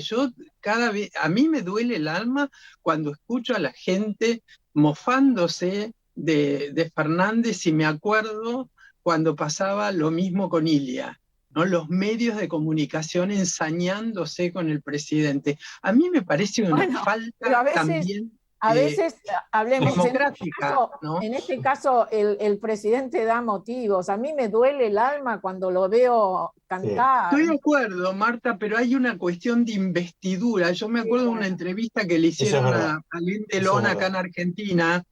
Discúlpame, Mercedes, discúlpame que te interrumpo, pero nuestra audiencia que nos ve, como dice Marta, lo está viendo que tenemos la puerta abierta para Washington, y está Marcelo de Jesús con nosotros. Marcelo. Entonces quería saludarlo solamente. Bueno, muchas gracias, muchas gracias. Hola, Marcelo, ¿cómo estás? Qué alegría volverlos a ver, aparte de escucharlos, pero bueno, un placer además en vivo, así que es mucho más lindo. Estaba prestando atención a este tema de las memes del presidente, ¿no? Termínalo, Marcelo. Queremos decir, como este es un programa de radio que se ve, que tal como estás, con ese sillón negro detrás y los auriculares grandes, pareces un piloto de avión. Así que sugiero a nuestros coequippers declararlo piloto en este momento. Está muy bueno, está piloteando el programa. Dale. Terminando la idea de la respuesta de Alain Delon al periodista que le habló, como hablamos acá de nuestros presidentes, del presidente francés en ese momento, y Alain Delon, que se sabía que ideológicamente estaba opuesto a ese presidente, le pidió respeto a la investidura. Es decir, creo que nosotros tenemos que poder diferenciar el disenso, el no estar de acuerdo, la confrontación, y al mismo tiempo el respeto a la persona. Sí, sí, Mercedes. Bueno, eso, creo que tenemos que educarnos. La primera que tiene que respetar su investidura es quien pretende llevarla. Eso es fundamental. Sí, son como esto y lo otro, ¿no? Es claro. Esta cuestión de que el otro no actúe correctamente no implica que yo tengo permiso de actuar de manera no correcta con respecto a su investidura. Y yo diría que dentro del derecho y revés que quedan planteados, también hay posibilidades de equilibrio, porque coincido plenamente con Marta que lamentablemente el actual presidente está dando oportunidades, es decir, es como que él escribe sus propios memes, ¿no? Es realmente impresionante, sobre todo por los cambios de postura groseros, grotescos, y no solamente en lo interno, sino en política exterior. Ahora, dicho eso, que suscribo, en paralelo coincido con Mercedes. Nosotros como sociedad, porque ahí vamos un poco a lo mismo que planteaba Norma Morandini con respecto al proceso, ¿no? Imaginarse que la dictadura sanguinaria, asesina, genocida, condenada por jueces después de procesos donde se respetaron todos los derechos, llegó a ser, no lo hizo de la nada. No cayeron 4 marcianos en una nave espacial y cayeron en la Argentina. No, estuvieron, como dijimos antes, la violencia de los 70, la AAA, etcétera, etcétera, las organizaciones armadas, y ese fue un contexto. Acá yo creo que también ese contexto tenemos la obligación de tratar de no darlo, ¿no? Es decir, perdón, yo quiero volver al tema de la investidura para que no se crea que nosotros criticamos solamente al actual presidente. ¿Ustedes recuerdan cuando asumió el anterior presidente, el día en que asumió, y desde el balcón de la Casa Rosada cantaba, bailaba, imitaba a Freddie Mercury? Exacto. Es decir, bueno, hay un tema de investidura que debe ser respetado absolutamente por todos, y yo creo sobre todo por aquel que la lleva. Claro. Marce, danos tu opinión. A ver el piloto, ¿qué dice el piloto? Bueno, comandante. Ojalá pudiera estar en un avión piloteando, vaya a saber a dónde, algún lindo destino, pero creo que es un presidente sin filtro, ¿no? Él a veces retuitea o pone un like para ciertas cosas que no lo hacen quedar bien. Yo me acuerdo del tema de la vacunación de Putin. No nos hizo quedar bien ese dibujito, y así cuando, por ejemplo, lo recibe elegante, que no me quejo que pueda hacer esas cosas, pero la verdad es que cuando un país está, digamos, complicado, como estaba en ese momento, con la vacunación, con gente que se moría, con gente que no podía ir a trabajar, es como una broma de mal gusto, ¿no? Entonces, por supuesto que el humor político siempre tiende a ser corrosivo, ¿no es cierto? A veces es bastante duro, pero creo que lo que dice Mercedes es que uno ya se mofa del presidente, lo cual obviamente ahí sí tenemos que poner un límite entre lo que es el humor, aunque sea un humor duro y muy crítico, no pasarnos de la raya. Y eso es una cuestión de prudencia que en el espíritu argentino me parece que la estamos perdiendo, lamentablemente. Sí, yo creo que sí. Mercedes, cambio abruptamente el ángulo, y aliviemos un poco a nuestra pobre y sufrida audiencia que después de escuchar el relato conmovedor de Norma Morandini nos tuvo que oír hablando de lo que seguimos viviendo cada día. Vos querías tocar otro tema que a mí me parece muy bueno, y se refiere a un integrante de este programa, una destacada integrante de este programa, un cuento muy, muy hermoso. ¿Y se me congeló Mercedes o no? No. No, te estoy escuchando. La tengo. Está pensando en el cuento y se quedó reflexionando. No, la audiencia sabe que tenemos una escritora con un montón de títulos, pero que el de escritor hasta ahora no lo había utilizado, lo utilizamos para nuestras hijas y demás, pero una invitada de un programa anterior, representante integrante de Amantes de lo Bueno, me mandó hace poquito a mí un link con un relato de Marta Ollanarte publicado en Amantes de lo Bueno. Y yo querría que Marta nos cuente cómo se le ocurrió esta trama, cómo surgió la trama y de qué se trata. Y después, por ahí, Alejandro, si podemos poner el link a Amantes de lo Bueno, que se vea. Quiero, bueno, lo voy a hacer corto. Yo aprendo muchísimo en este programa. No sé si de ustedes dos, creo que sí, de ustedes dos. Pero sobre todo de nuestros invitados y de, por supuesto, del piloto. El piloto. Y bueno, una de nuestras invitadas, gracias a Mercedes, fue Verónica Rodríguez Padilla, que es una de las que armó junto con otras personas un sitio que se llama Amantes de lo Bueno. Nos contó lo que eso significaba, cómo se hacía, quiénes eran los amantes de lo bueno. Yo la escuché, había visto el sitio, volví a ingresar. Les quiero decir a todos, me he vuelto fan de los amantes. A esta edad, sí, a esta edad, fan de los amantes. No, es de una calidad increíble ese sitio, Perdóname, esa porque plataforma. estamos dando muy por sobreentendido de qué se trata, pero Amantes de lo Bueno es un sitio hecho por personas, ¿cómo se dice, Mercedes? ¿Cuál es el término exacto? No, diríamos que seniors, todos consagrados en la publicidad, en la comunicación, en el marketing, que decidieron que no había nada bueno, que no había nada de calidad para la gente mayor de 50 años y se propusieron diseñar un espacio para todas las personas mayores de 50. Y es una maravilla, se nota que son buenísimos ellos en su profesión. Bueno, y nada, y la invitaron a Marta a escribir y yo me quedé absolutamente encantada con el relato de Marta. Contanos de qué va el relato, Marta.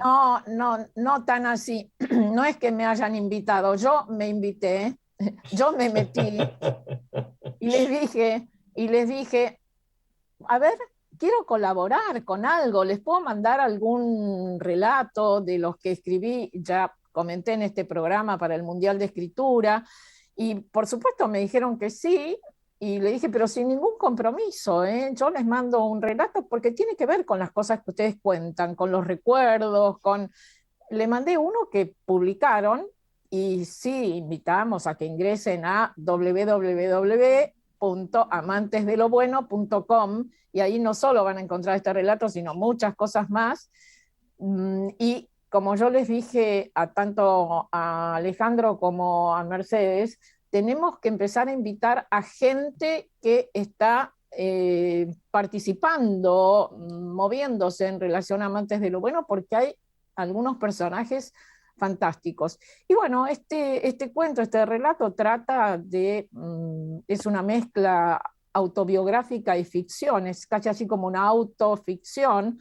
Salgo a caminar un día de niebla y nada, descubro en una zona boscosa, cercana de mi casa, boscosa entre comillas, yo le imagino en ese momento boscosa, algo que aparece que es parecería ser una construcción en 3D, de esas que están de moda ahora. Entro por una puerta falsa y empiezo a encontrar cosas que tienen que ver con mi infancia, entre ellas una sillita de mimbre que yo usaba para no solo sentarme ahí, sino para tratar de volar.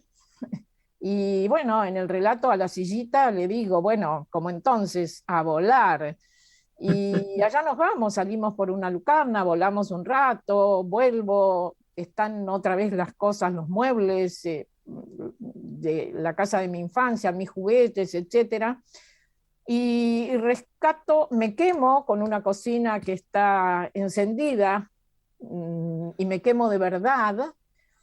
Y bueno, y entre los juguetes queda una pelota que, así como todos los demás objetos van desapareciendo, queda en mi mano la lastimadura y también la pelota de verdad. Y bueno, me apuro para volver a mi casa porque mi hija dijo que me iba a traer a mis nietos para que los cuide un rato. Me pregunta, por supuesto, qué te pasó en la mano. Le digo, Bueno, esta mañana al preparar el desayuno apoyé la mano, me quemé y bueno, y además salí y encontré esta pelota que era parecida a la de mi infancia y la traje para jugar con los chicos, qué sé yo. Ah, bueno, me dicen, y se va, pero yo después termino ese relato diciendo, si mis nietos me preguntan qué me pasó en la mano y de dónde es esa pelota, yo les voy a contar la verdad. Hermoso, hermoso. Muy Es lindo. muy Qué bueno. lindo, Marta. Muy bueno. Es realmente muy bueno. lindo. Y el último dato que daríamos también es que así como Marta quiso participar de este sitio, cualquier otro que lo quiera hacer tiene la puerta Claro. abierta, porque de eso se trata el sitio. El sitio se trata de ofrecer lo que no existe y de abrir las puertas para que cada uno haga lo suyo allí.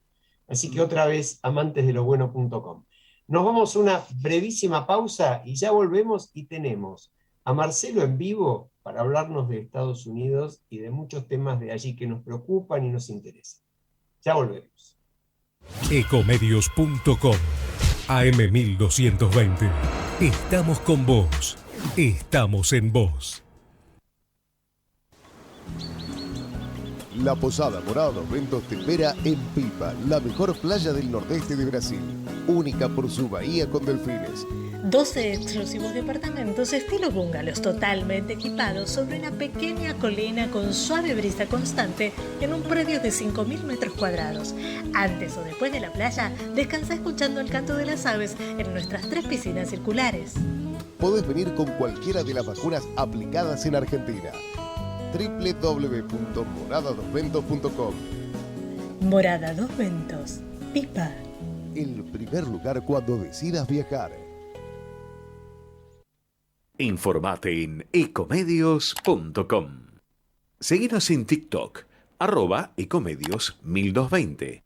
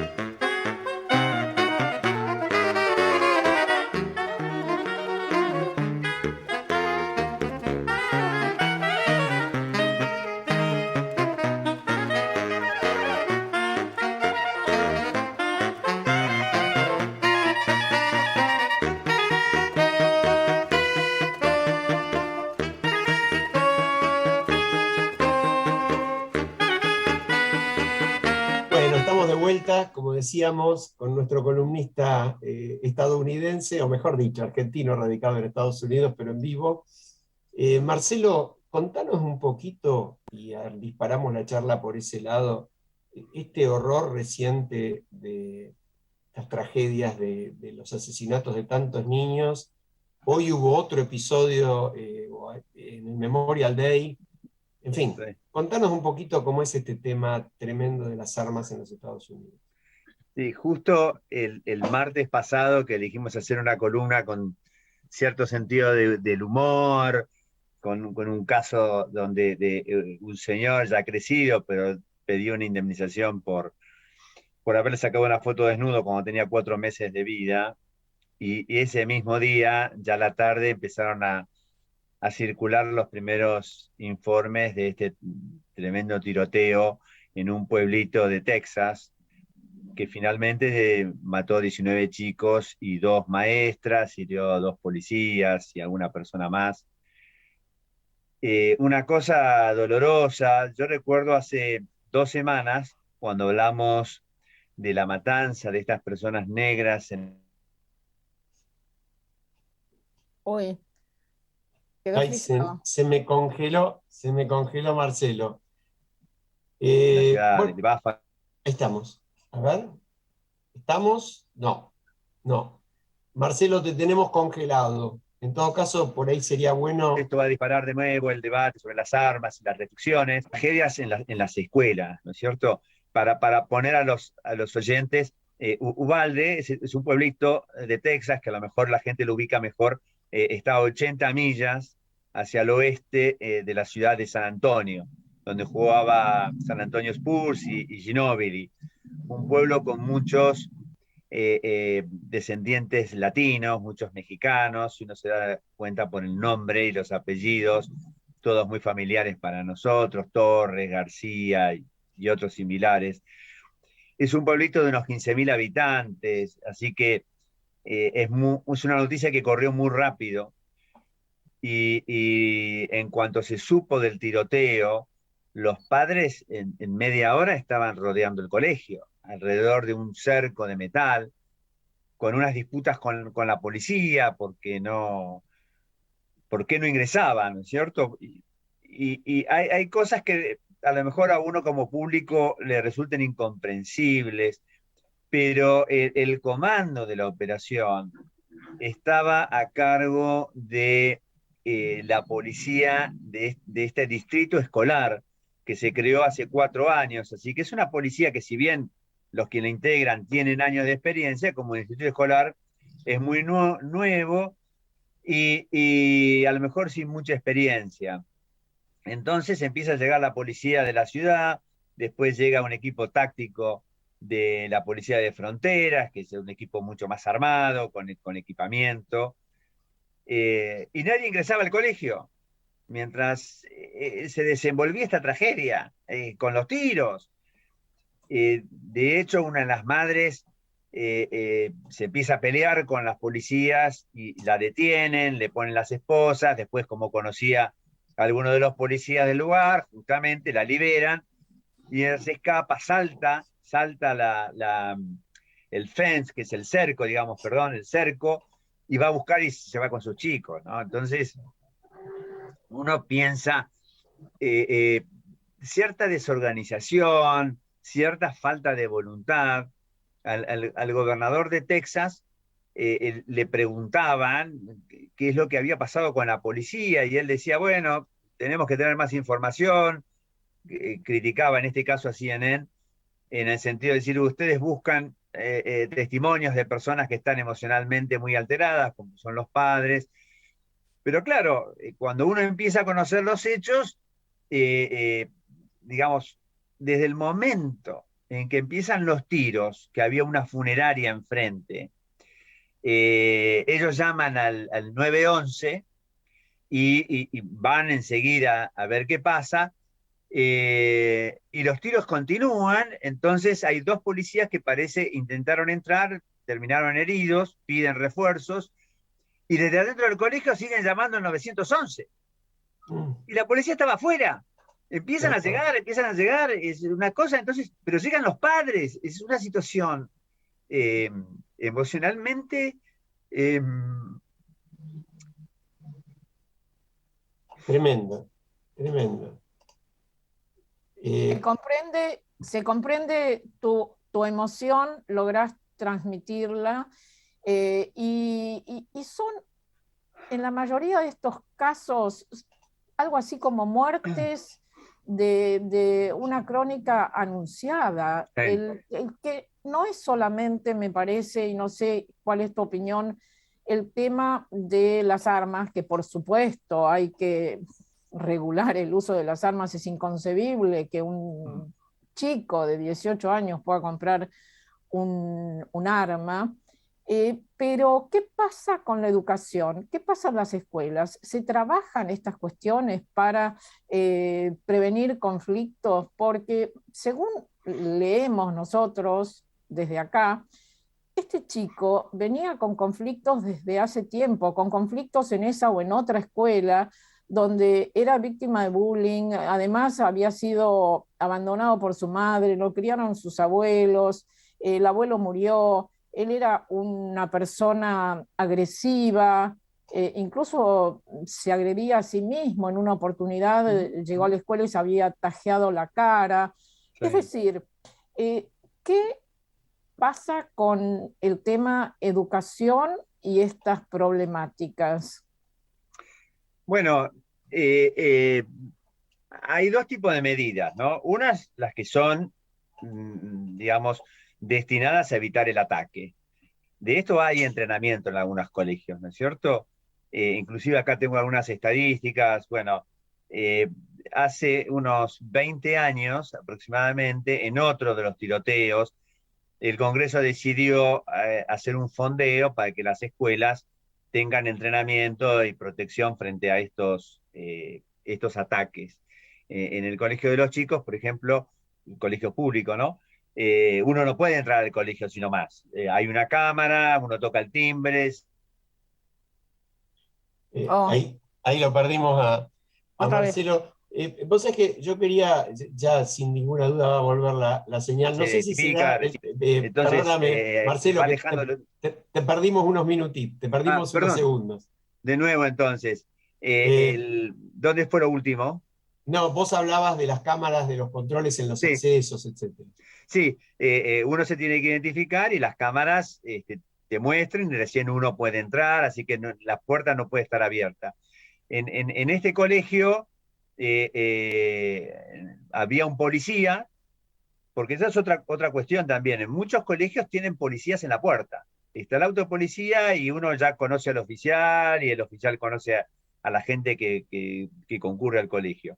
Ahora, todas estas medidas también está el entrenamiento que reciben los chicos, hay entrenamiento para incendios, hay entrenamiento para otro tipo de catástrofes. Uno de los entrenamientos es para el caso que haya un tiroteo dentro del colegio. Ahora, todo esto apunta cuando ya está el ataque. Me parece que lo que dice Marta es, bueno, ¿cómo prevenimos esto? Vos sabés que yo te quería agregar ahí.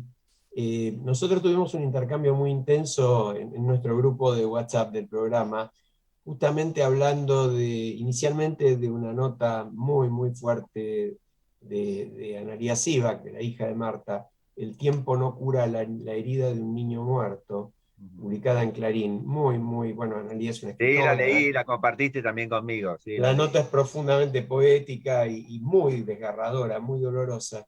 Y a raíz de eso tuvimos un comentario de nuestra amiga Inés Sanguinetti también muy fuerte sobre cómo la sociedad desprotegía al propio asesino, en realidad. Es decir, desprotegía a las víctimas del asesino al no prevenir que esto pudiera pasar. Pero al asesino que había sido víctima, como dijo bien Marta, prácticamente tenía una vida de la cual lo único que podía interesarle era lo que pasó, que es terminar con esa vida, porque era un horror su propia vida. Entonces decíamos, qué complejo en un país, y ahora agrego yo, con 256 millones de armas en poder de los ciudadanos, repito la cifra, 256 millones de armas, es decir, cualquiera tiene un arma, donde además las estadísticas, esto lo vi hoy y me pareció muy interesante, es la primera vez en la historia que el número de niños y adolescentes de menores de 20 años muertos por armas de fuego supera a las víctimas por accidentes de tránsito. Porque en materia de accidentes de tránsito en Estados Unidos se ha hecho lo que se debería hacer en la Argentina y no se hace muchos años, que es un control mucho más exhaustivo, sobre todo de los excesos de velocidad, de las drogas, del alcohol, etcétera, etcétera. Eso bajó mucho, pero solamente en 2020 4.368 menores de 20 años en los Estados Unidos murieron por armas de fuego. Dos tercios, 4.368 menores de 20 años, de los cuales 2 tercios fueron homicidios y un 30% fueron suicidios, que también es otro aspecto del horror, porque el acceso al arma así indiscriminado permite este tipo de locura. Entonces, uno desde afuera, está bien, hay que respetar culturas distintas, esto lo hemos charlado alguna vez en el programa, ¿no? Pero yo me quedo con el grito un poco desesperado del entrenador de los Warriors, que ahora se me escapa el nombre, extraordinario jugador, Steve Kerr, que fue campeón de la NBA con el glorioso Chicago de Michael Jordan y llevó a los Warriors a 5 de las últimas 8 finales de la NBA, es decir, un muchacho que entiende un poquito del tema, y que dijo, ¿hasta cuándo? ¿Hasta cuándo vamos a dejar que esto pase? Porque lo que dice Analía en su artículo justamente es lo que dijo Marta. Se sabía que esto iba a pasar, y se sabe que va a pasar muchas más veces. Sí, Están así. Aquellos que proponen soluciones más terribles, que es armar a los docentes. Sí. Claro, la solución es parte del problema, ¿no?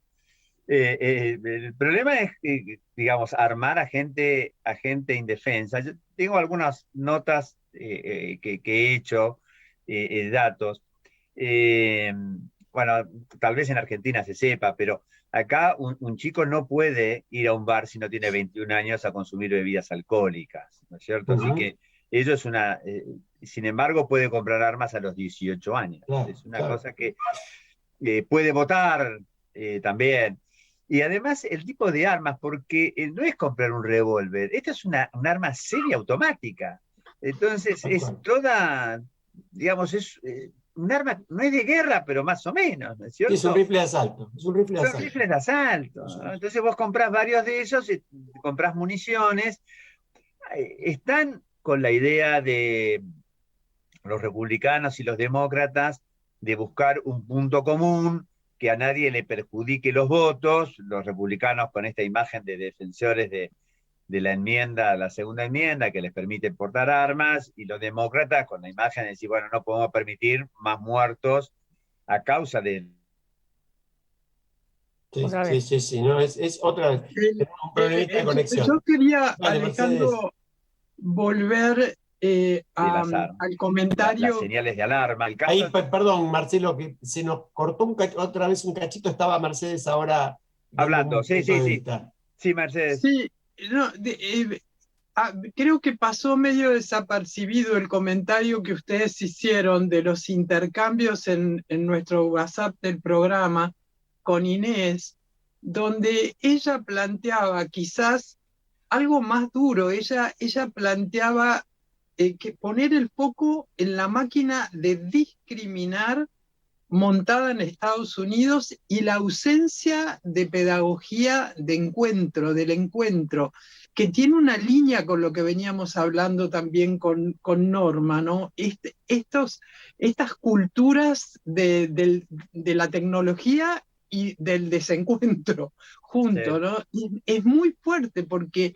si uno se remonta a ustedes allí en el WhatsApp lo planteaban, la historia, la biografía de este chico y de tantos otros como él, hay primero, como planteaba Norma, si nosotros no ubicamos el momento de la violencia en donde se inicia ese acto que termina en tragedia, no estamos entendiendo. Si lo ponemos tan solo en las armas, cosa que no estamos haciendo, pero bueno, recalcándolo, nos olvidamos de cuáles son los orígenes, de cuáles son estos procesos culturales de exclusión, de clausura, de discriminación, de resentimiento, bueno, y de violencia. Es tremendo, y además esto se da en una disputa política, donde se confunden los intereses políticos con la vida de las personas, ¿no? Por supuesto que Estados Unidos es un país especial, que tiene una cierta desconfianza por el Estado, una preponderancia por el individualismo, consagra en la Constitución el derecho a portar armas, pero dicho esto, también hay otros derechos en la Constitución, como ese de la vida, por ejemplo, y sin duda vos tenés que tratar de integrarlo, ¿no? Como una persona de 18 años puede comprar un rifle semiautomático. El vendedor de estos rifles, que es una compañía que se llama Daniel Defense, algunos lo criticaban porque tiene un marketing muy agresivo, mostrando a Papá Noel al lado de las armas, después de repartir los juguetes, como si fuera un momento placentero. Y también mostraba chicos con armas, ¿no es cierto? Dice, hay que enseñarles a los chicos desde jóvenes el uso de las armas. No, pero está promoviendo la venta a un público muy, muy inmaduro todavía Y bueno, pero escúchame, no solo 18 años, podría ser a los 21, a los 25, a los 34, a los 62 y a los 80. Armas de ese poder de fuego no deberían venderse tan indiscriminadamente. Sí, además hay una paradoja. Después de cada uno de estos hechos, por lo menos el último fue en el año 2018, cada vez que se sucede una masacre de este tipo y que tiene toda esta repercusión, se incrementan las ventas de armas. Porque las personas piensan, me van a restringir, no voy a poder comprar, y salen para defenderse. Bueno, claro, con ese argumento. Entonces, en vez de decir todo lo contrario, el razonamiento es opuesto. Tengo que tratar de conseguir más armas, ¿no?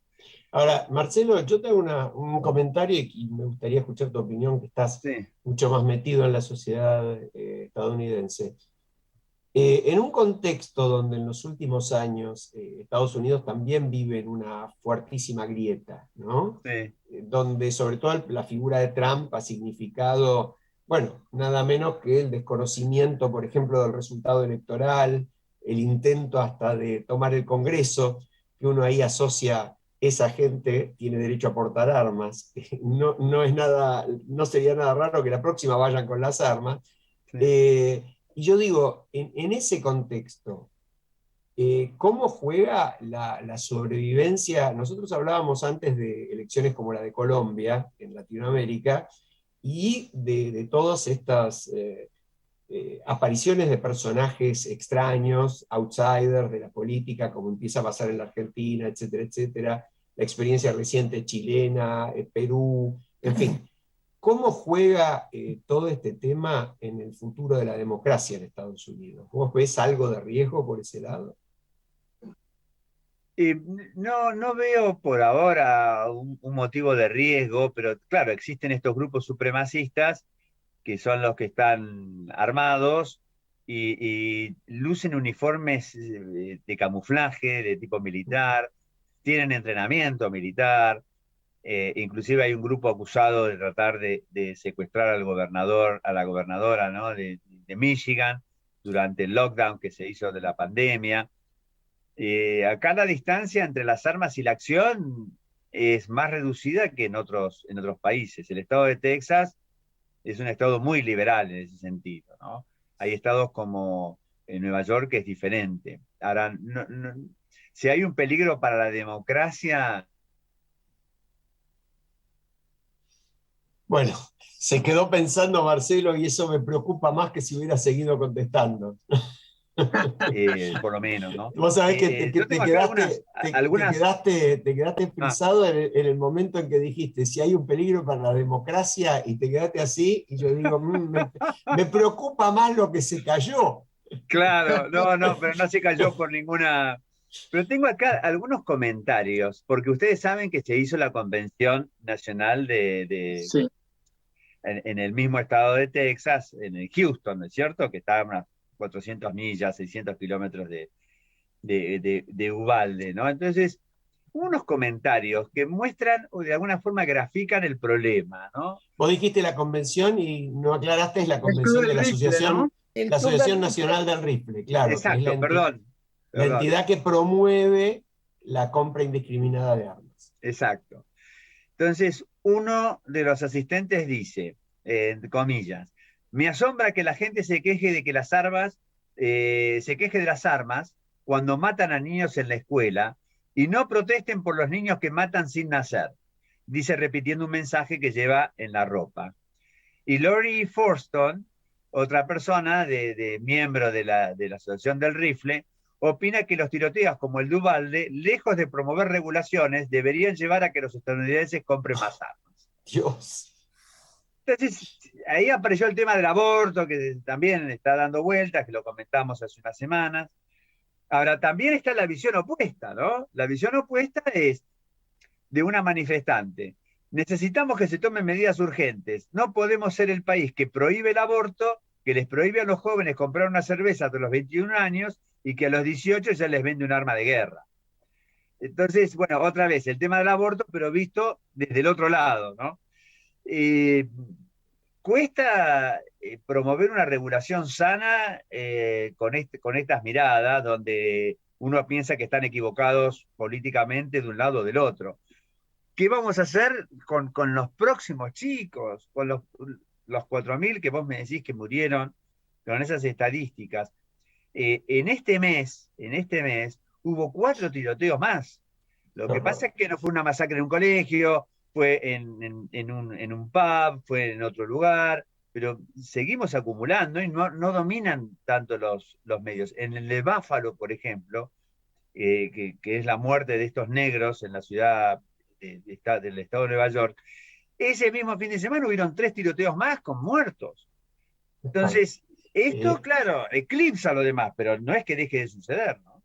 Nos quedamos, lamentablemente, como nos suele pasar, nos quedamos sin tiempo, tenemos que irnos despidiendo, y justamente hoy nos queríamos ir con un tema de Eladia Blasquez, Canción a un semejante, y justamente quizás dando el mensaje opuesto de este horror de los asesinatos, de este horror de la dictadura del que hablamos, de este horror de apropiarse de la memoria y ponernos en riesgo y poder volver a repetir esa tristísima experiencia.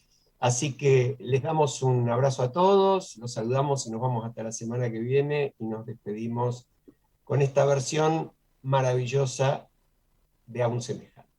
Terminando el programa 251. ¡Epa! Muy bien. Muy bien, Marta. Hasta el martes. Hasta el martes.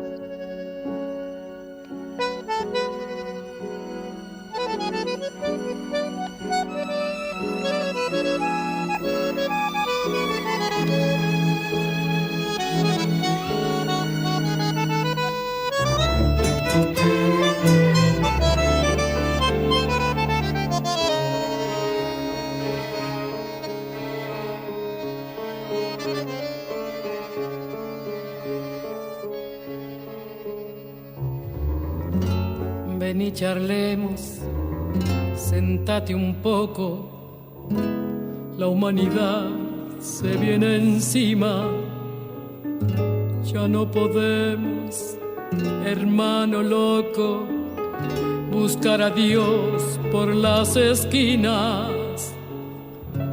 Se lo llevaron, lo secuestraron y nadie paga su rescate. Vení que afuera está el turbión de tanta gente sin piedad, de tanto ser sin corazón. Si a vos te duele como a mí la lluvia en el jardín y en una rosa, si te dan ganas de llorar a fuerza de vibrar por cualquier cosa, decí qué hacemos vos y yo, qué cosa vos y yo sobre este mundo, sembrando amor en un desierto tan estéril y tan muerto que no crece ya la flor. Vení, charlemos, sentate un poco, ¿no ves que sos mi semejante? A ver, probemos, hermano loco, salvar el alma cuanto antes. Es un asombro tener tu hombro y es un milagro la ternura. Sentir tu mano fraternal, saber que siempre para vos el bien es bien y el mal es mal. Si a vos te duele como a mí la lluvia en el jardín y en una rosa, si te dan ganas de llorar a fuerza de vibrar por cualquier cosa, Decí qué hacemos vos y yo, qué cosa vos y yo, sobre este mundo, sembrando amor en un desierto tan estéril y tan muerto que no crece ya la flor.